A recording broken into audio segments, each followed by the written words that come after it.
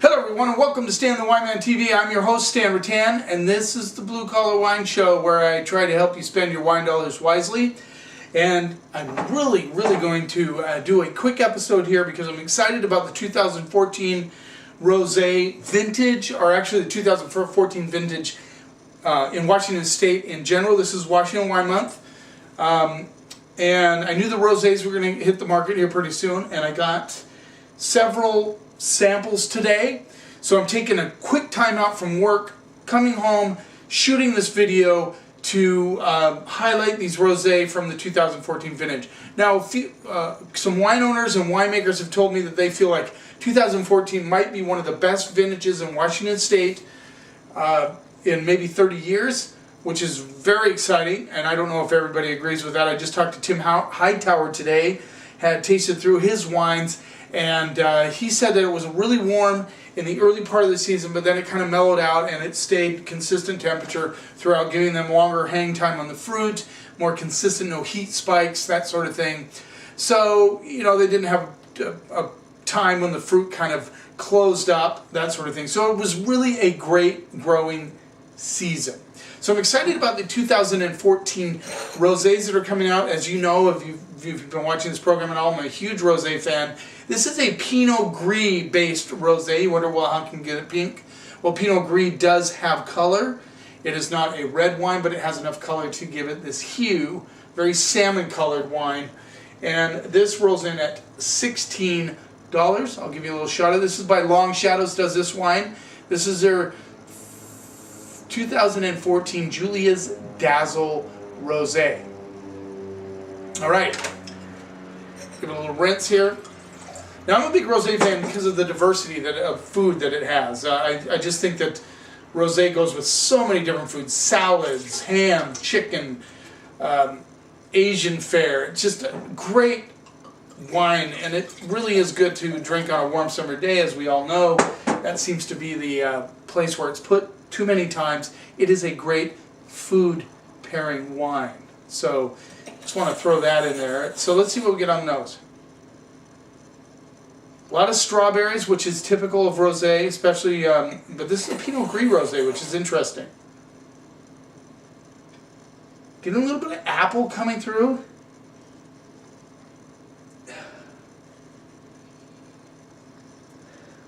Mostly apples and pears. That's the main aroma profile that I'm getting. Let's see what we get on the palate.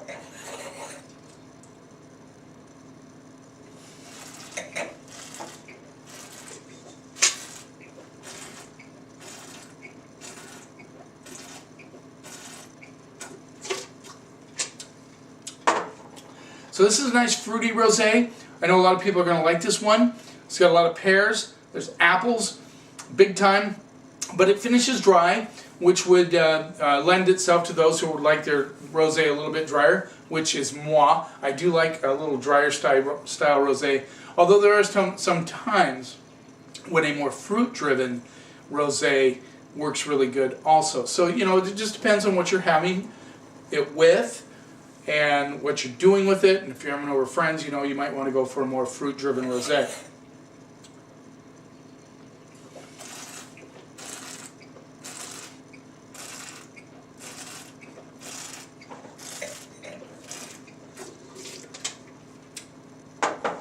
Nice mouthfeel. I mean, this is a great rosé. I think it has enough fruit, but finishes dry enough to please a lot of different palates. It rolls in at $16. Great package, by the way. I know you probably saw that. And this one usually blows out. I mean, last vintage wasn't all the best in the world, but we still sold a ton of it. This is really a nice rosé. I'm going to go B+ on that one. Like it a lot. Let's move on to the next one. So this next one is by Trey Bush. It's Renegade Wine Company.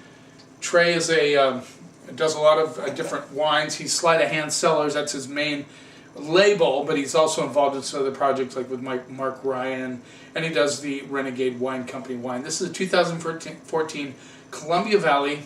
I wonder if I mentioned, does it say Columbia Valley 2014? Horse Seven Hills. I didn't mention that, sorry. And this is also the, by the way, we're just digressing a minute. to the Julio's Dazzle. It is the Benches Vineyard of Wallula, Horse Heaven Hills. There you go. So they're pretty proud of their fruit source on that one, and very good rosé, B+. Let's move on to Trey Bush's Renegade Wine Company Rosé. This rolls in at $10. 2014 Columbia Valley Rosé. It is 50% Syrah, 21% Cinsault, 18% Grenache, 6% Counoise, and 5% Mourvedre. But primarily Syrah, 50% Syrah. Take a look at the label. 10 bucks. There you go. Okay. Let's see what we get on the nose. So, right off the bat, I get watermelon. Big time watermelon, cherries, and strawberries. Much more aromatic, of course, with all the grapes in there. Red grapes producing the rosé, you get more aromatics. A little bit of herbal component, which is really fun. Fun. You didn't hear me say that. No. Which is really cool. That's what I meant to say. Cool. I hate to use the word fun for wine. Slipped.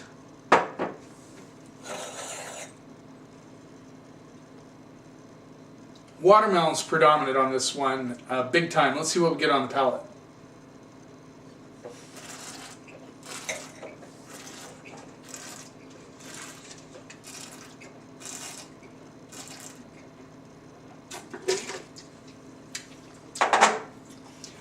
Lots of ripe cherries and some strawberry back notes on this one.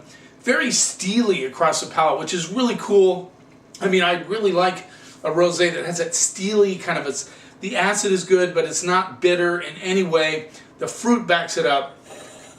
I mean, this is a fresh rosé.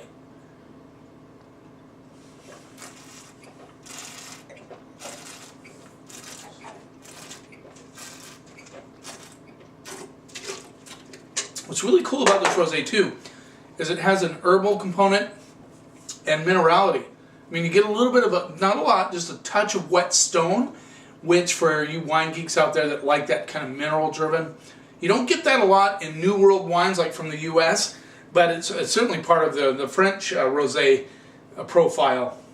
But just a very nice, a lot of red flowers on this one too.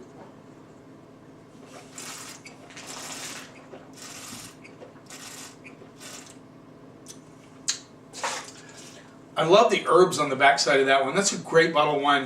If I have to go B+ on that, I have to go A- on that. Just the dryness, you know, everything about that wine for 10 bucks, it's ridiculous. Ridiculous value. I'm going to go A-. Being a little generous. I'm excited about these 2014 rosés. So, Trey Bush, you're a recipient of my generous feelings right now. Been tasting just a ton of wine today. Met with Tim Hightower, met with some Forest Winery out of Rogue Valley in Oregon, and tasted with Jen and Matthew. So I've been tasting a lot of wines, and you know, so now we're going to move on to Mr. Charles Smith, Charles and Charles Rosé, Charles Beeler, Charles Smith, 2014, and this one is 72% Syrah, 8% Mourvedre, 8% Cab Sauv, 6% Grenache, 3% Cinsault, 3% Counoise. So even more Syrah on this one. This also rolls in at $10. Love his labels. Charles Smith, the great marketer, as many of you who know him realize.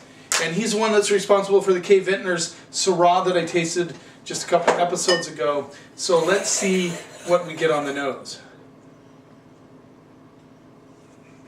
So this is more watermelon and cherries combined.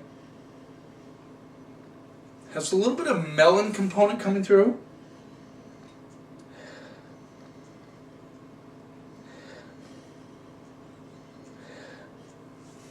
So this is very light in color.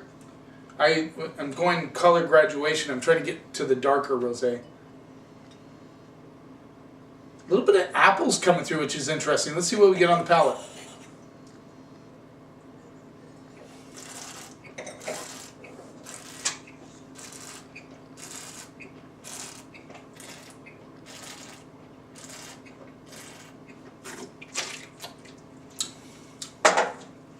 Very bone dry. I like the Renegade. This one has that kind of herbal component too, like dried herbs coming through.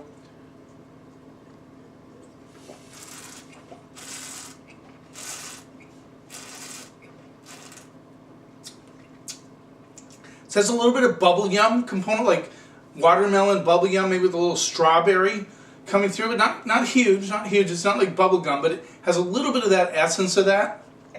But bone dry. Those of you who like these really dry rosé will love this wine. And I just love the structure on this, the steely component, just like the Renegade. Very, very steely, mouth-watering fruit flavors on this wine. Not quite as intense as the Renegade, which surprises me a little bit.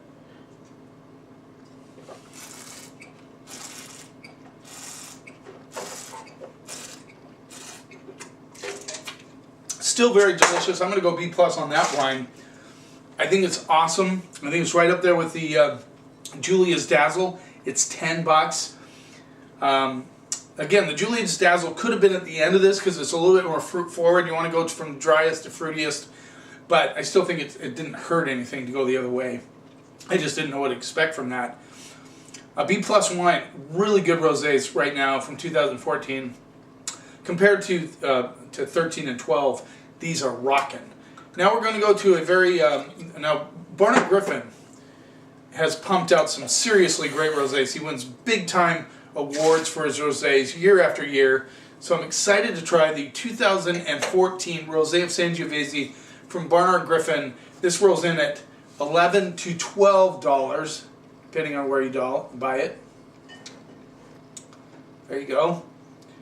And like I said, people who drink, if there's ever a rosé in my department that does consistently well, it's the Rosé of Sangiovese from Barnard Griffin. But I'm telling you, he's got some stiff competition right now. So let's see what we get on the nose.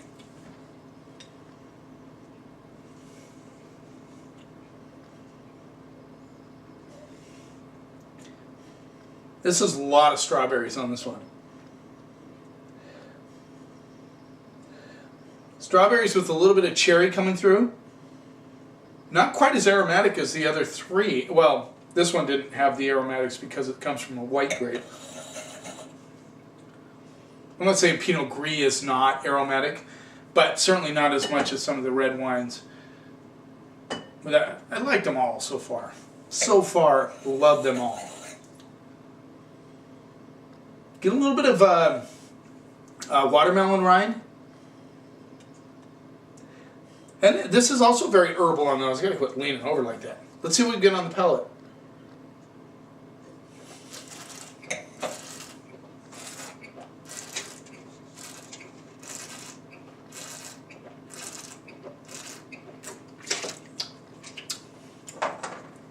Loads of strawberries and cherries. This is by far the, I would say the fruitiest of them, the roundest of all of them. Still has a nice dry finish.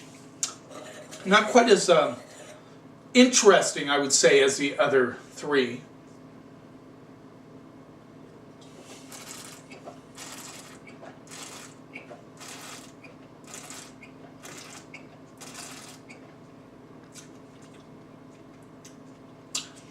Still pretty good. Still really good.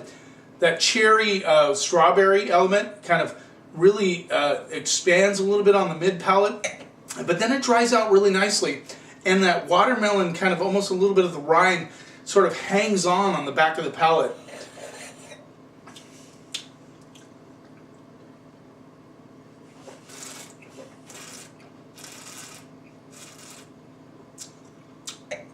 This will be a big hit. Even has a little bit of ripe raspberry on the backside of this. This will be a big hit for a lot of people because it's more in the delicious category versus more of the dry. Well, in this one, it's a different animal altogether.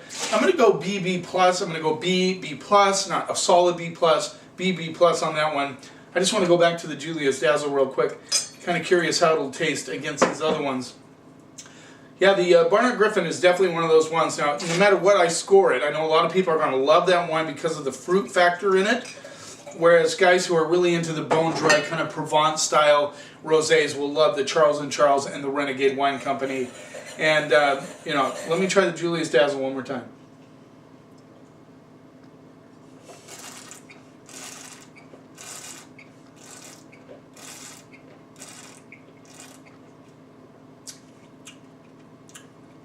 It's a toss-up between the Barnard Griffin and the Julius Dazzle as far as delicious category. I'm going to stick with the B+ on Julius Dazzle. I like the steely dry finish on that one. It has a good fruit element in the mid palate. I think a lot of people, they might like the Julius Dazzle a little bit better than Barnard Griffin, except for the price point. It's a couple bucks higher than the Barnard Griffin, but they're all really good. 2014 is going to rock. Look for, if you want to get into rosé, 2014 might be the time to do it. They're really rocking right now, and I look forward to trying many, many more 2014 rosés this year, and then we get into the 14 reds and whites in the years to come. Very excited about it. Thanks for watching. Remember to always be willing to try new things. Be true to your palate. Understand what you like. Never let anybody tell you what you should or should not like. And if we do that together, you and I can take the snob out of wine.